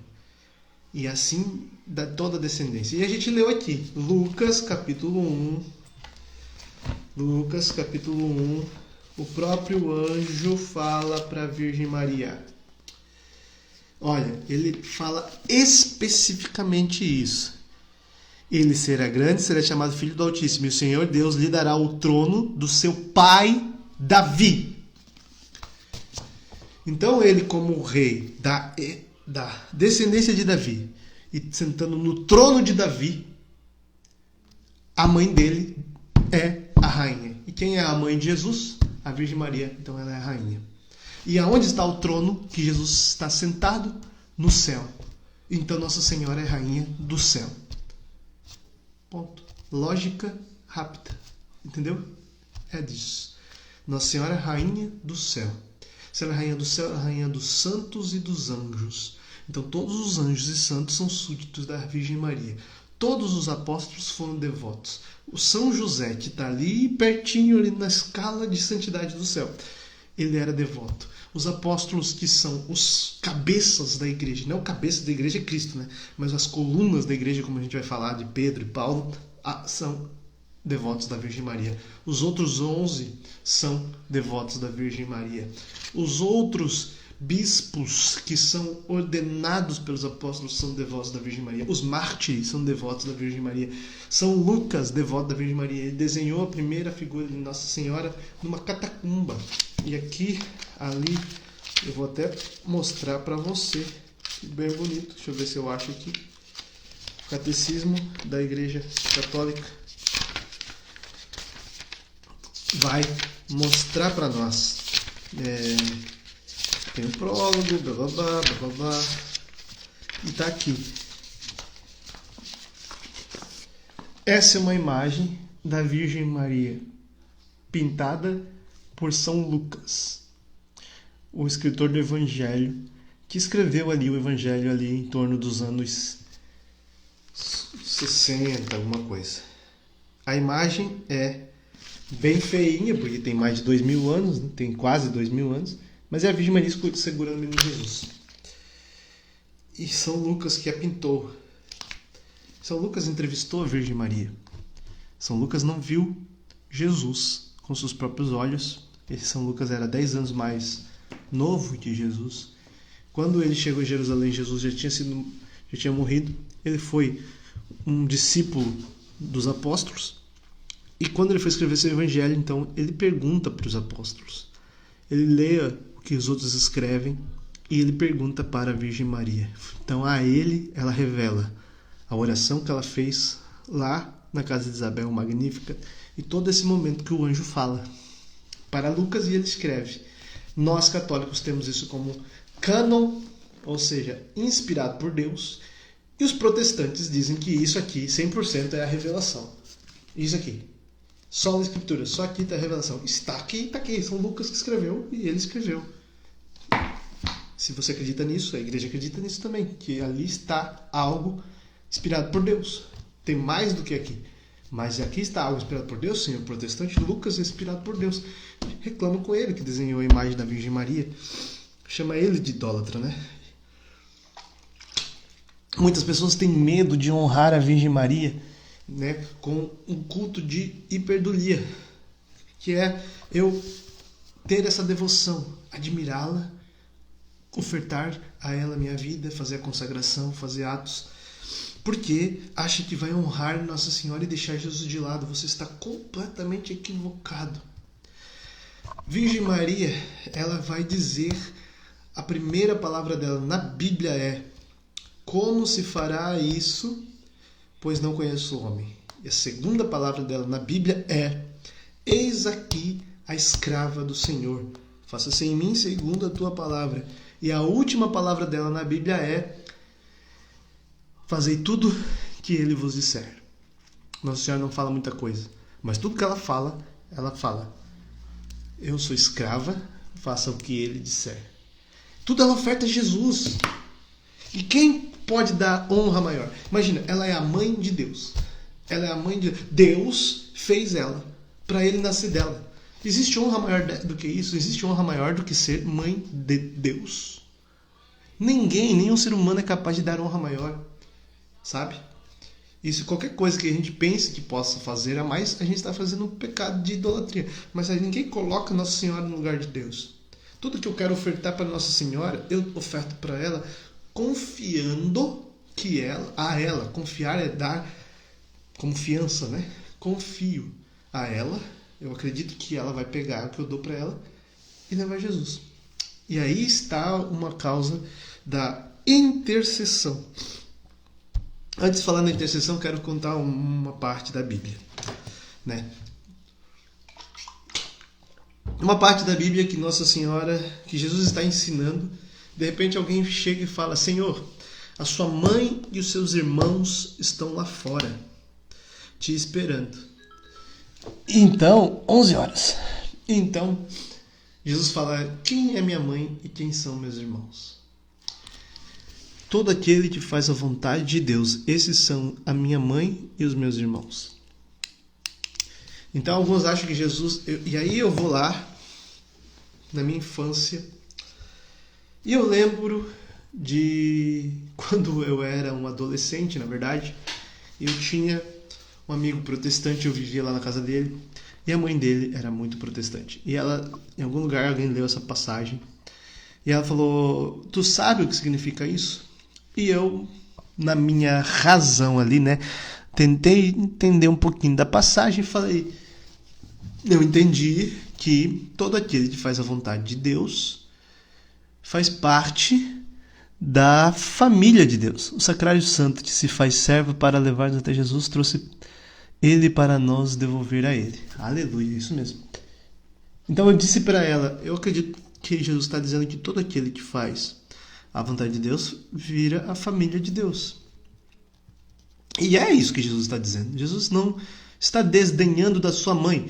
Pelo contrário, ele está honrando a sua mãe. É um mandamento honrar pai e mãe. E você acha que o Filho de Deus, aquele que mandou, a palavra de Deus, né, aquele que mandou honrar pai e mãe, desonraria a própria mãe? Ele então estaria pecando se ele desonrasse a própria mãe, se ele fizesse isso. E Jesus não peca. Isso é uma blasfêmia dizer um absurdo desse. Dizer que Jesus, o que ela me disse foi o seguinte: Jesus está dizendo que ele só precisou dela para nascer. E aí eu fiquei extremamente revoltado. Eu não tinha noção também de várias coisas, mas eu fiquei extremamente revoltado no meu interior. Eu pensei assim: que Deus é esse que usa de uma pessoa para nascer e descarta ela? Que passa 30 anos morando debaixo do teto dessa pessoa, comendo, mamando no seio dela, né? Tendo a carne da carne dela, o sangue do sangue dela, porque ele não tinha os genes de José, mas tinha os genes da Virgem Maria, tinha ali os cromossomos que veio da Virgem Maria, tinha a carne, que é carne da Virgem Maria, que foi sustentada pelo cordão umbilical que estava na Virgem Maria. O que Nossa Senhora comia sustentava e gestava o Filho de Deus no ventre dela, que deu de mamar para ele, que ensinou ele a andar, ensinou ele a falar, o beabá ensinou ele talvez a escrever, não sei, que foi falando, ensinando ele e criou ele, que cuidava, protegia ele durante 30 anos. ele foi obediente a ela. E aí a minha amiga protestante veio me dizer que ele só usou ela para nascer. Se ele só usasse ela para nascer, falava, tá bom, mãe, agora chega, eu vou me embora. Com 1 ano, aprendeu a andar, saía correndo. E ia para casa de um rei. Que Deus é esse que desdenha da própria mãe? Isso não existe. Isso aí chega a ser ridículo. Deus não precisa dela, mas quis precisar. Ele é Deus e se ele quis. A palavra vai dizer, quando ele chamou os apóstolos, ele chamou aqueles que ele quis. Deus quer, e se ele quer, ele quis. E você aí fica inventando coisa para botar na cabeça de Deus, achando, achismos.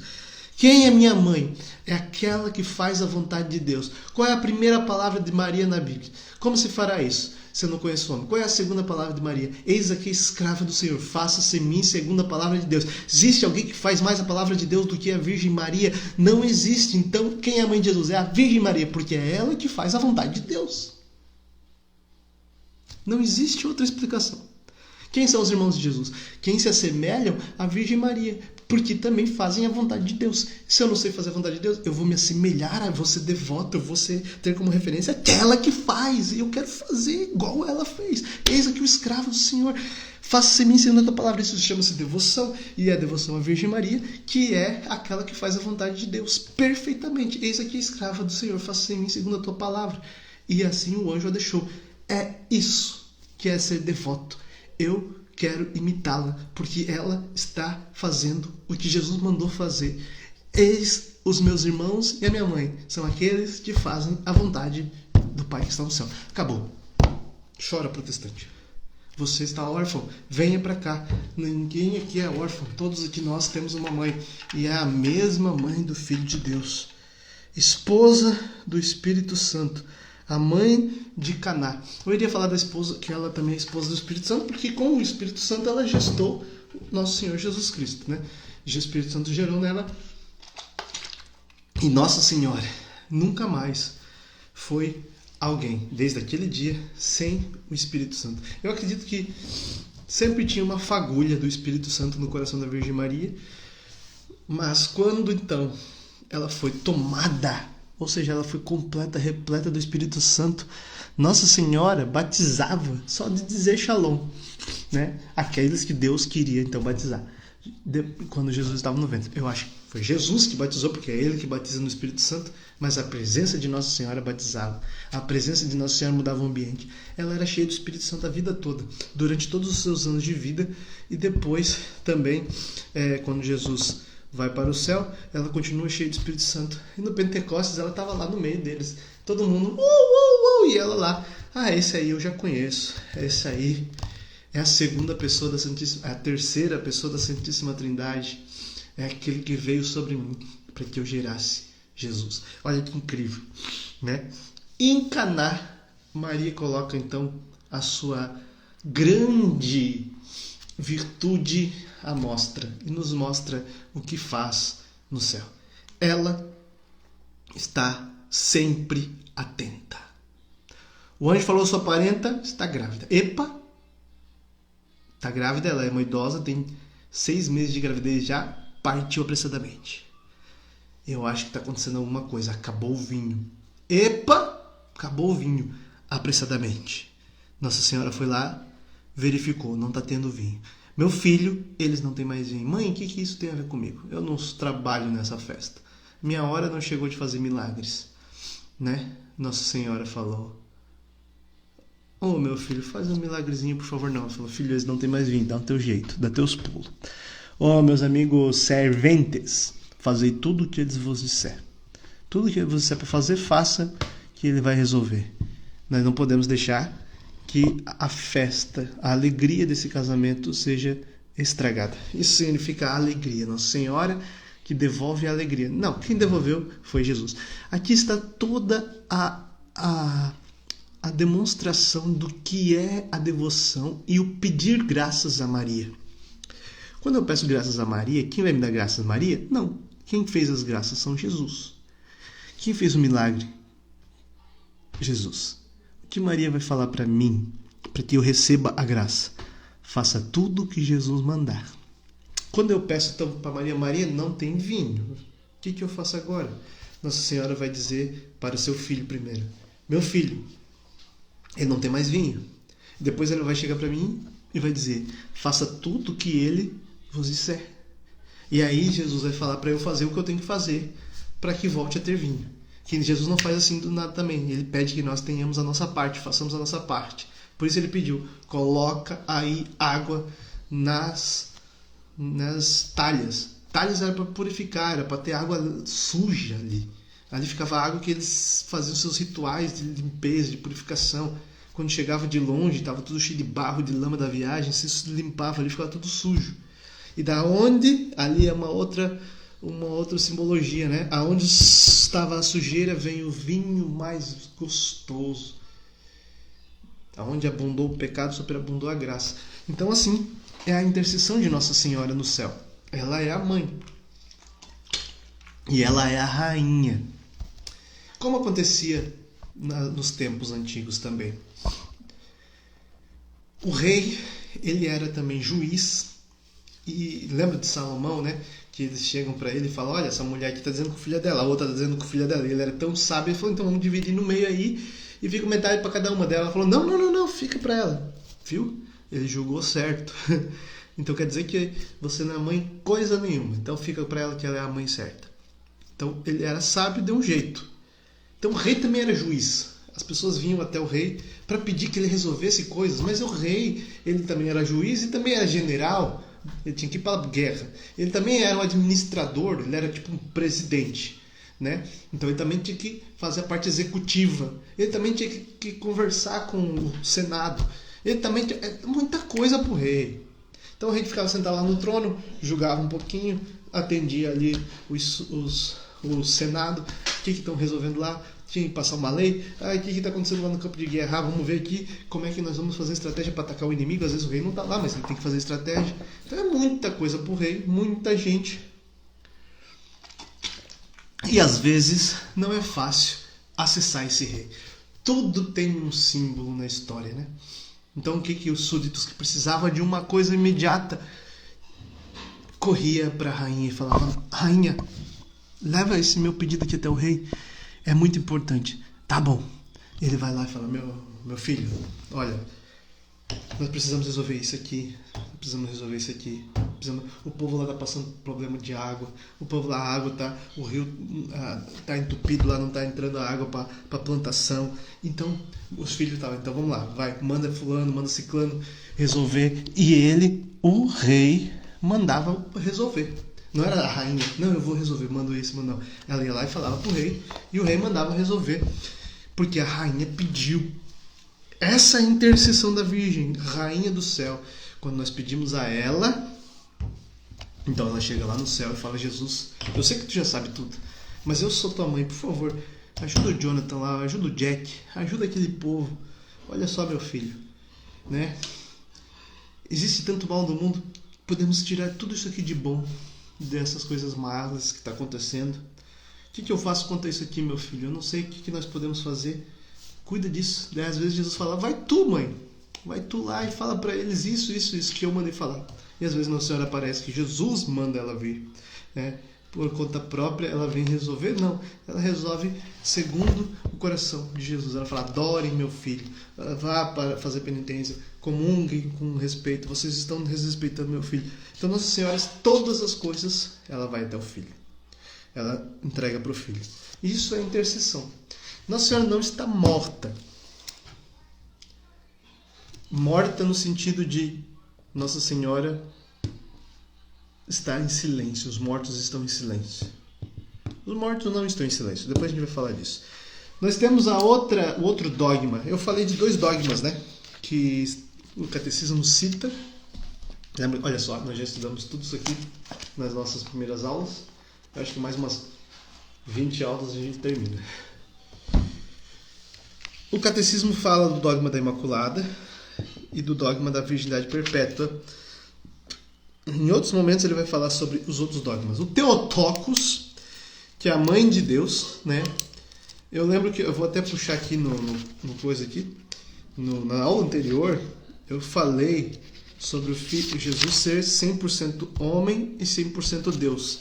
Isso a gente chama de união hipostática, né? Jesus não era só homem, depois voltou a ser, era Deus, virou homem, depois voltou a ser Deus.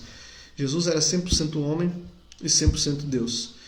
Então, o gnosticismo e o arianismo negavam a questão que Jesus era 100% homem e 100% Deus. Então, eram heresias. E para quebrar essa heresia, então a igreja foi lá e botou como dogma: Maria é mãe de Deus. Não mãe de Cristo só, da pessoa do Messias. Não, mas ela é a mãe de Deus. Jesus encarnado no ventre da Virgem Maria era homem e Deus. Deus e homem. 100% homem, 100% Deus. Não importa se você, com a sua razão, não consegue entender. O problema é seu. Mas Deus é 100% homem, 100% Deus. Quando ela gerou o Cristo, o Messias, ela gerou Deus. Deus já existia. Era Deus 100% perfeito, sem botar nada, sem tirar nada. E ele teve um corpo humano. E ele tem um corpo humano. Quando nós morremos, o que é a morte? A morte é a separação do corpo e da alma. Quando Jesus morreu, o corpo ficou aqui também. E a alma de Jesus foi para o lugar que as almas iam, que a gente chama de mansão dos mortos, ou o limbo, outro lugar, o nome inferno, tanto faz o nome do lugar. Um lugar ausente de Deus, porque nós não podíamos ter acesso a Deus por causa do pecado original. E por morrer na cruz, Jesus vai lá na mansão dos mortos e leva para o céu todos os mortos que eram dignos de santidade, que eram dignos de Deus, porque ele abre o céu. E entra junto com ele Dídimo o ladrão, que ele diz: hoje estarás comigo no paraíso, e todos os outros mortos entram no céu. A partir daquele momento, então, quem morresse se encontraria com Jesus ressuscitado.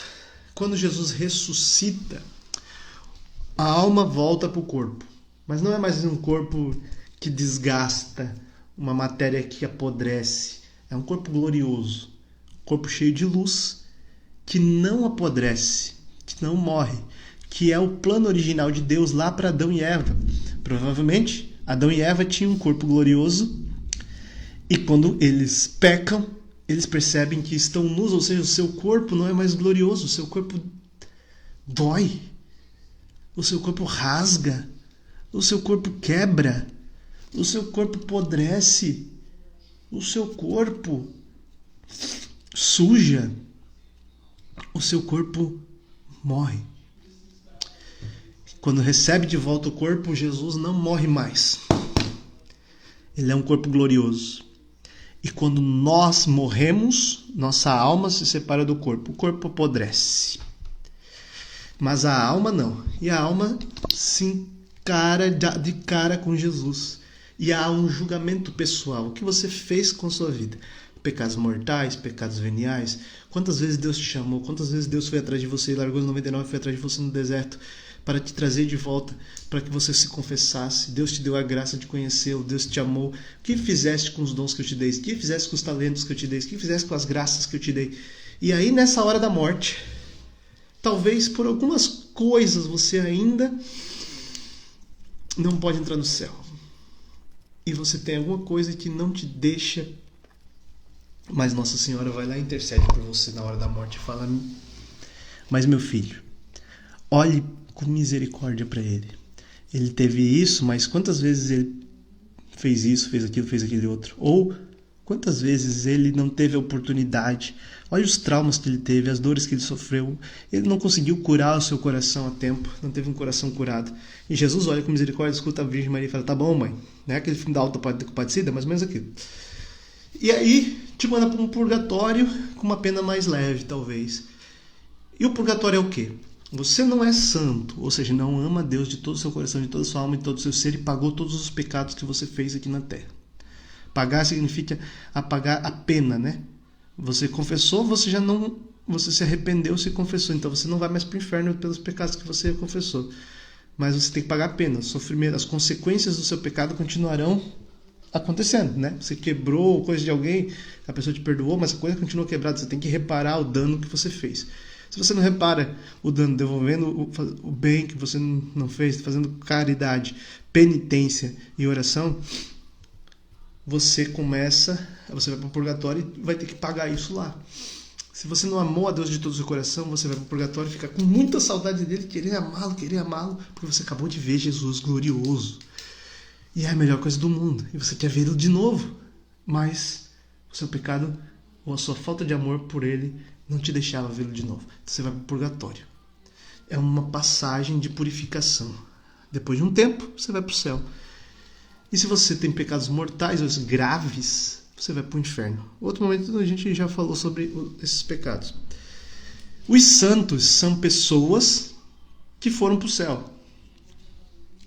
Que a gente consegue identificar pela sua vida de santidade que estão no céu. Quem tem a chave da igreja?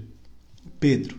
Papa. O Papa diz: está no céu, está no céu. Ele é o cabeça da igreja. Não é o cabeça da igreja, ele é o líder da igreja. A cabeça da igreja é Cristo. Ele é o líder da igreja. No céu, na terra e no purgatório. A igreja é militante, padecente e triunfante. Então ele sabe. Não é que ele sabe, é muito estudo, muita coisa. E aí depois de ser comprovado por um milagre, isso quer dizer que essa pessoa estava no céu e intercedeu. Assim como a Virgem Maria vai lá do lado de Jesus e fala: Jesus, faça isso, faça aquilo, nós precisamos fazer isso. O santo está lá e ele se une a Jesus. E às vezes ele não está tão unido como a Virgem Maria, mas ele sabe que a Virgem Maria está e leva para a Virgem Maria. E a Virgem Maria ajuda. Isso é a intercessão dos santos. Nossa Senhora foi assunta aos céus. Em novembro de 1950, Papa Pio XII, dessa vez, os pios, os papas pios, gostam de fazer dogmas marianos, de proclamar dogmas marianos. Papa Pio XII proclamou o dogma da Assunção da Virgem Maria. O que é o dogma da Assunção ou da dormição? Nossa Senhora morreu sim, tá? Mas ela morreu do quê? Não se sabe. A gente acredita, algumas tradições dizem que Nossa Senhora morreu de amor e de saudade de Jesus, que ela queria se juntar logo a Jesus no céu. Outros dizem que Nossa Senhora estava doente, estava idosa, mas teve um momento. Nossa Senhora fecha os olhos, como se tivesse dormido, e já abre os olhos, pois o Senhor já a ressuscita. Assim como ela recebe um corpo glorioso. A alma de Nossa Senhora não chega a se desprender do corpo e ir para o céu se encontrar com Jesus. Não, ela se desprende e volta. E o corpo se torna glorioso. Por quê? O salário do pecado é a morte da carne. Nossa Senhora não teve pecado. Então ela não deveria passar pela morte igual a todos. Passa pela morte, mas não igual a todos. E ela não deveria, a carne dela não poderia apodrecer. Porque ela não teve pecado. Ela não teve nenhuma consequência negativa na vida dela para apodrecer a carne e desprender e ter um julgamento. Até porque ela já tinha sido salva na sua concepção do pecado original. E como ela não teve nenhum pecado, ela não tinha que ser julgada de nada. A Virgem Maria morre, apaga, fecha os olhos e imediatamente Jesus manda a alma de volta ao corpo glorioso, ou seja, de luz, um corpo que não apodrece, que não morre. E aí um corpo glorioso pode ir para qualquer lugar na velocidade do pensamento. Para onde Nossa Senhora foi? Para o céu. Ela não foi por força dela, foi por causa que o corpo glorioso dela só existe por causa da ressurreição de Cristo, por causa de Cristo. Todos nós ressuscitaremos em Cristo. Só que para isso Nossa Senhora já foi antecipada. Isso é o dogma da Assunção. Dogma quer dizer que não tem papo, não tem conversa. Nossa Senhora foi assunta, ela subiu. Ascensão significa ascender, significa subir. Subir por conta própria. Jesus subiu aos céus, já ressuscitado. Ele ressuscitou, mas não foi direto para o céu. Ele ressuscitou, apareceu para Maria Madalena E depois ele foi aos céus. E depois ele aparece a Cleófas à tarde, no mesmo dia, quando Cleófas e a sua esposa estão voltando para Emaús. Traz eles de volta para Jerusalém. Depois aparece em Jerusalém para os discípulos. Tomé não está. Tomé estava viajando na maionese por aí. Não sei o que Tomé estava fazendo. Ela aparece para os discípulos. Ele fala, paz esteja convosco, sopra para o Espírito e ide a todos os cantos. Vai.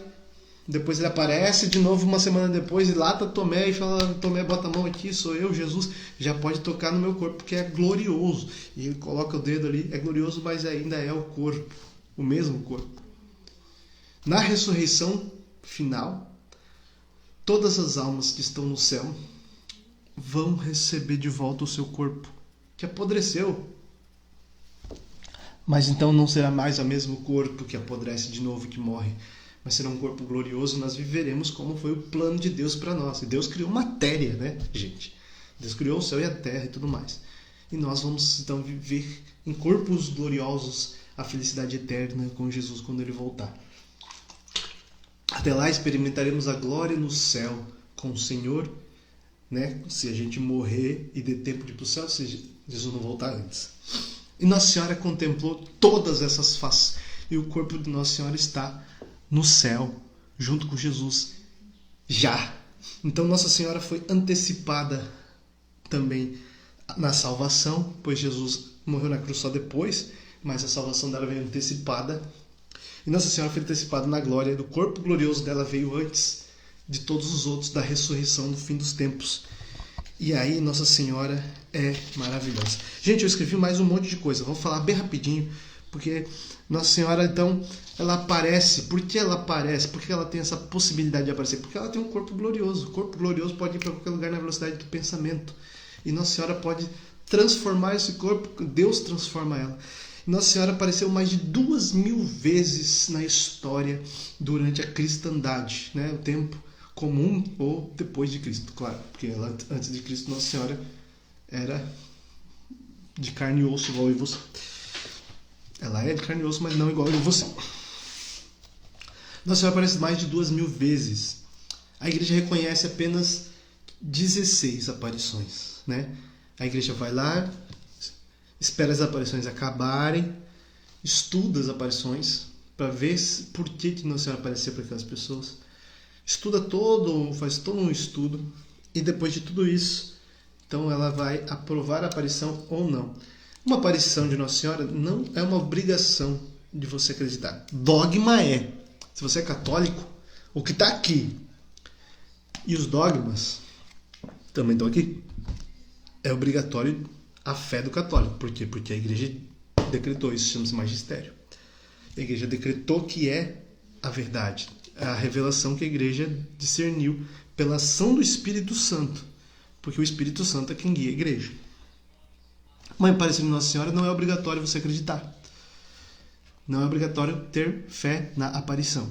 Por isso a igreja vai fazer. A igreja pode até confirmar aquela aparição, mas não obriga você a acreditar.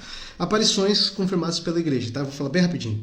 Siena, na Itália, Ágreda, na Espanha, Nossa Senhora das Vitórias aparece em Paris, Nossa Senhora de Knock, na Irlanda, Nossa Senhora de Bjørvig, na Bélgica, Cuapa, na Nicarágua, Akita, no Japão, Guadalupe, na Cidade do México, Siluna, na Lituânia, Nossa Senhora da Medalha Milagrosa, na França, Nossa Senhora de Sion, na Roma, La Salette, Nossa Senhora de Lourdes, na França, que eu acho que é a mesma de Milagre, Nossa Senhora de Giswald, na Polônia, Fátima, em Portugal, e Kibeho, na Ruanda. E tem também uma aparição no Egito, que ela é numa igreja copta, né, que é uma das raízes do cristianismo. E ali também ela acreditam-se que é fiel, né? Reconhecida pela igreja deles, que é a mesma igreja, que é ortodoxa, né? Então, Nossa Senhora aparece. E sempre que Nossa Senhora aparece, ela não aparece para a honra dela, para a glória dela. A glória dela é Jesus. Então, Nossa Senhora aparece para consolar o coração de Jesus, que está sofrendo por causa dos pecados da humanidade, por causa que a humanidade desonra Jesus, por causa que a humanidade está longe de Jesus e ela quer trazer a humanidade para perto do seu Filho Jesus, porque ela sabe que só em Jesus está a nossa felicidade, e só assim. E é uma mãe, imagina uma mãe olhando para um filho e ver que seu filho está sofrendo porque tudo que é importante para o filho está se perdendo. Então ela vai lá naqueles que estão se perdendo e fala: olha, volta pro meu filho está vocês estão se perdendo dele. Nem é um amor tão grande pela humanidade, mas é um amor muito maior ainda pelo próprio filho. Isso é uma coisa de mãe. E existe uma diferença de aparição e manifestação. Vocês viram que eu não falei aqui Aparecida, Nossa Senhora Aparecida. Nossa Senhora Aparecida não é uma aparição, né? Porque não apareceu Nossa Senhora e falou. Foi uma imagem que foi encontrada, e essa imagem encontrada pela intercessão de Nossa Senhora no céu, as pessoas que rezavam para a imagem receberam muitas graças e milagres. A própria aparição da imagem é um milagre. Mas isso chama-se manifestação de Nossa Senhora. Então, manifestação é diferente de aparição. A aparição aparece ela mesma, né, revestida de sol, a luz debaixo dos seus pés, do jeito que Nossa Senhora quer aparecer, que sempre está ali ligada ao local e ao tempo em que ela aparece, para trazer uma mensagem do céu para aquela pessoal. E manifestação, Nossa Senhora Aparecida, Nossa Senhora de Lourans, aonde a imagem, o boizinho que estava carregando a imagem, ele chegou, o pessoal veio com um boizinho até Aparecida, comprou uma imagem e estava voltando para a Argentina. Quando chegou em Lourans, o boi não andou mais, a carroça não andou mais, eles ficavam ali, não entendiam por que eles não saíam daquele lugar, e entendiam que Nossa Senhora queria ficar ali. Então fizeram uma capelinha, colocaram a imagem ali, e as pessoas que vinham, os romeiros ali, recebiam muitas graças e milagres. Isso é uma manifestação de Nossa Senhora, né? A primeira aparição de Nossa Senhora foi muito incrível. No ano 40, o apóstolo Tiago estava andando em Compostela, na Espanha, que até tem um caminho lá que chama Caminho de Santiago de Compostela. Ele estava caminhando por lá e ele estava muito desolado, triste, meio perdido. Muitas pessoas não se convertiam nas suas pregações. E Nossa Senhora, ela não tinha sido assunta aos céus ainda. Ela estava lá com João, na casa de João, não sei em qual momento da história, no ano 40, onde ela estava de fato. Mas então ela não apareceu para Santiago, ela bilocou, né? Ela estava em dois lugares ao mesmo tempo. Nossa Senhora estava lá, no Oriente Médio talvez, ou até em Éfeso, na Grécia, e ela estava também na Espanha, visitando Santiago para consolá-lo na sua viagem, para fortalecê-lo na sua viagem. Coisa de mãe, né? E essa é reconhecida como a primeira aparição. Não é uma aparição de fato de Nossa Senhora em corpo glorioso. É uma bilocação, como o Padre Pio tinha também. Deus dá uns dons incríveis, né? De santos estarem em dois lugares ao mesmo tempo. E por último, a gente diz que Nossa Senhora é mãe da igreja. Por último, que falta 3 minutos. Porque Cristo é a cabeça da igreja. E ninguém pare um filho só a cabeça sem parir o corpo. Nossa Senhora é mãe da cabeça, que é Jesus, e do corpo, que é a igreja. Então, se ela é mãe da igreja e você é parte da igreja, ela é a sua mãe. Viva a Virgem Maria, Nossa Senhora Imaculada Conceição, Rainha das Vitórias. Que as lágrimas de sangue de Nossa Senhora destruam as forças do inferno que lutam, que querem vencer na tua vida. Porque ela derrotou. Deus colocou inimizade entre a Virgem Maria, a sua descendência e a serpente. E ela pisa a cabeça da serpente. Que ela possa agora visitar a tua casa e pisar nas serpentes que tentam contra a tua vida. Ave Maria, cheia de graça, o Senhor é convosco. Bendita sois vós entre as mulheres e bendito é o fruto do vosso ventre, Jesus. Santa Maria, Mãe de Deus, rogai por nós, pecadores, agora e na hora de nossa morte. Rogai por nós, Santa Mãe de Deus, para que sejamos dignos das promessas de Cristo. Amém. Permanecemos unidos em nome do Pai, do Filho e do Espírito Santo. Amém. Toda a aula estará no Spotify, no YouTube e no Instagram salvas. Entre, acesse e compartilhe. Obrigado por você estar aqui comigo até agora. Vai acabar o tempo. Faltam 30 segundos para acabar. Deus abençoe você. E se você gostou, envie para mais pessoas, para que elas também tenham acesso a essa riqueza que se chama Catecismo da Igreja Católica. Tudo que eu falei está lá. Na minha bio tem um link para um grupo no WhatsApp, onde a gente comenta, onde eu mandei documentos, outras coisas. Tudo a gente vai falar lá também, sempre sobre as aulas. Então, entra lá. Tchau!